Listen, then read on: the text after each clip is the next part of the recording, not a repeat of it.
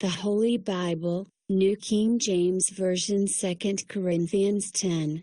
Now I, Paul, myself am pleading with you by the meekness and gentleness of Christ, who in presence am lowly among you, but being absent am bold toward you. But I beg you that when I am present I may not be bold with the confidence by which I intend to be bold against some, who think of us as if we walked according to the flesh. For though we walk in the flesh, we do not war according to the flesh.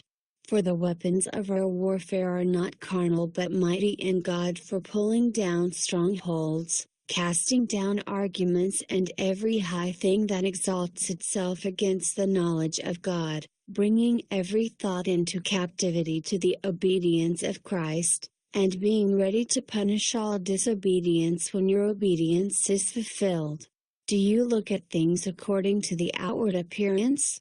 If anyone is convinced in himself that he is Christ's, let him again consider this in himself, that just as he is Christ's, even so we are Christ's.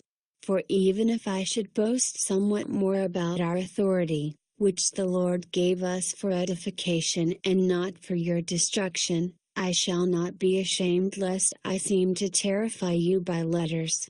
For his letters, they say, are weighty and powerful, but his bodily presence is weak, and his speech contemptible. Let such a person consider this, that what we are in word by letters when we are absent, such we will also be indeed when we are present. For we dare not class ourselves or compare ourselves with those who commend themselves. But they, measuring themselves by themselves, and comparing themselves among themselves, are not wise.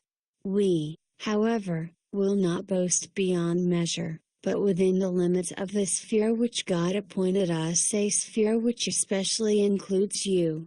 For we are not overextending ourselves, as though our authority did not extend to you, for it was to you that we came with the gospel of Christ, not boasting of things beyond measure, that is, in other men's labors, but having hope, that as your faith is increased, we shall be greatly enlarged by you in our sphere, to preach the gospel in the regions beyond you, and not to boast in another man's sphere of accomplishment. But he who glories, let him glory in the Lord.